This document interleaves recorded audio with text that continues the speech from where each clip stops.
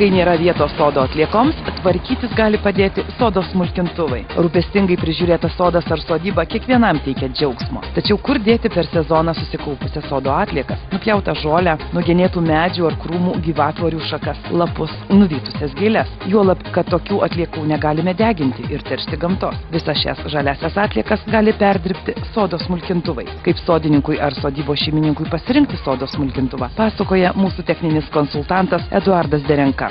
Na, smulkintuvai gana nauja prekė mūsų rinkoje, kitaip tariant, ne nauja kaip asortimentas, kaip gaminys, bet nauja kaip po panaudojimo savų reikmių tenkinimui sode darže, visiškai naujas daiktas. Viking firma priklauso Štil įmoniai.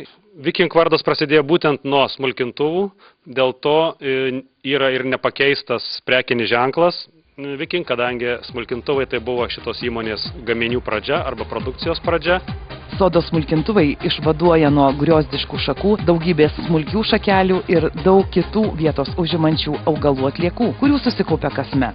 Viking pjovimo sistemos smarkiai sumažina nupjautų atliekų tūrį, tad jas galite paprastai ir patogiai pašalinti arba panaudoti kaip mulčiavimo ar komposto pagrindą ir taip sutaupyti vietos savo sodyboje. Antra, sodo smulkintuvai teikia vertingas žaliavas. Kompostui naudojamoje susmulkintoje žaliavoje yra būtent tų maistinių medžiagų, kurių reikia jūsų sodo augmenijai. Smulkintuvo peilių sistemos susmulkina augalų atliekas taip, kad jos greičiau supūva, virsta aukštos kokybės trąša. Trečia, iš susmulkintų sodo atliekų gautas mulčas ar kompostas pagerina dirvožemio savybės natūraliu būdu ir skatina vejos, gėlių ir krūmų dešrų augimą.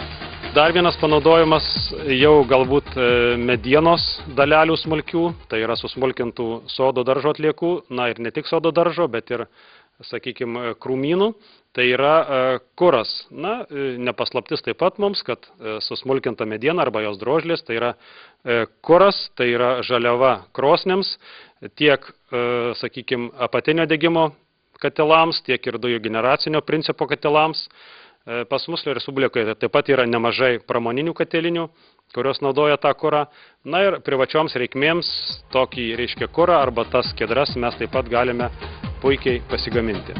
Mažesniuose gyvenamųjų vietovių soduose, kur negalima triukšmauti, galime naudoti itin tyliai veikiantį smulkintuvą su elektros varikliu. Jis didelė galia perdirba apgenėtų medžių ar gyvatvarių atliekas, neišsviesdamas jų atgal. Netgi kieta mediena patikimai susmulkinama, todėl šis smulkintuvas labiausiai tinka naudoti kompostui ar mulčiuojamai medžiagai ruošti.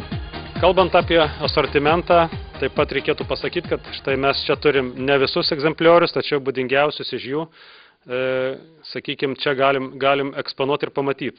Jeigu pradėtume mes nuo pačių paprasčiausių, kuria prasme paprasčiausių, gal dydžių savo paprasčiausių, jie mažiausiai yra, tačiau štai tas pirmasis egzempliorius, jis yra ypatingas tuo, kad turi visiškai kitokį smulkinimo principą.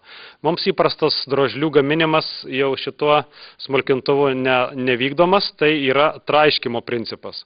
Traiškymo principas jis yra tinkamas tik tai medienai, jisai veikia turėdamas pagrindinį elementą savo konstrukcijoje volą, traiškymo volą, sukasi jis lėtai, 40 kartų per minutę tik tai, turi reduktorių, kuris būtent štai tą variklio jėgą elektrinio pagamina į mažus ūkius ir jėgą. Ir tokiu būdu dalelės jos yra viena nuo kitos atskiriamos tų volų pagalba, sutraiškomos, bet ne sudrožiamos tradiciškai. Antrasis sodo smulkintuvas su elektros varikliu turi pjovimo įrangą su universaliu dantytų disku, apverčiamu pjaustymo peiliu ir peiliu su sparneliais. Jie susmulkina tiek šakas, šakeles, tiek ir minkštesnę žalią masę. Smulkinant medžiagos tūris gerokai sumažėja ta taupoma vieta, o susmulkinta masė gali būti pašalinama arba panaudota ruošiant kompostą.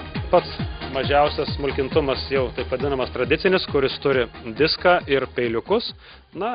Principas labai panašus kaip vaikystėje kiekvienas esate drožęs, galbūt ir dabar tenka tą padaryti, paprastą lazdą ir peiliuką. Štai tam tikrų kampu yra, sakykime, mūsų drožimo objektas ir peiliukas, ir jūs tas skiedras nuo to peiliuko drožite. Galingesnius variklius turintys elektriniai sodo smulkintuvai perdirba netgi storesnės šakas. Trumpas, įstrižai pritvirtintas piltuvas ir patentuota dobilo lapo formos anga padeda lengviau krauti smarkiai išsišakojusias šakas. Jeigu sode yra šakelių ar šakų, kurių skersmuo iki 35–40 mm, taip pat susikaupia didesni nupjautų gėlių, daržovių likučiai ar lapų kiekiai, juos taip pat galima smulkinti su šiuo įrenginiu. Toliau reiškia šitie smulkintuvai, kurie jau ir ūgiu didesni ir į plotį gausesni. Jie turi sudėtingesnę peiliukų sistemą, jie turi, sakykime, įvairių patobulinimų, kad būtų galima, reiškia, dirbti tiek į vieną sukant pusę, tiek į kitą, reiškia, mechanizmą darbinį. Toliau, taip pat, kaip minėjau, galime smulkinti ne tik medieną, bet ir organinės atliekas. Vaismedžių sodose, vynuogynuose, dideliuose žemės sklypuose ir visur, kur nėra elektros šaltinio, galima naudoti sodo smulkintuvą su benzininiu varikliu, kurio dėka smulkinami dideli minkštų augalų ir medienos kiekiai. Na ir paskutinysis, sakysim, mūsų egzempliorius, kuris yra štai čia, turi vidaus degimo variklį benzininį, kitaip tariant, jis nepriklausomas nuo energijos šaltinio. Dar šiek tiek grįžtant prie elektrinių įrenginių, naudotojas tikrai neturėtų pamiršti, na aišku, pardavėjas taip pat turėtų priminti be abejonės, kad labai yra svarbu maitinimo įtampa, labai yra svarbu ilginimo laidai. Varikliai yra galingi, vienai fazai tenka gana didelis krūvis.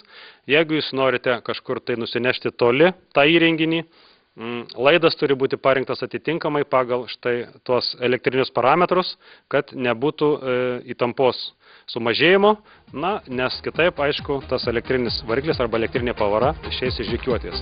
Visi elektriniai sodo smulkintuvai turi taip vadinamą šiluminę apsaugą. Jei varikliui bus per karšta arba netiks elektros srovė, variklis išsijungs. Dėl to nereikėtų jaudintis. Tai požymis, kad jūsų elektrinė dalis yra netvarkinga. Ir po 10–12 minučių šis įrenginys, tai yra vadinamoji šiluminė apsauga, vėl automatiškai įsijungs.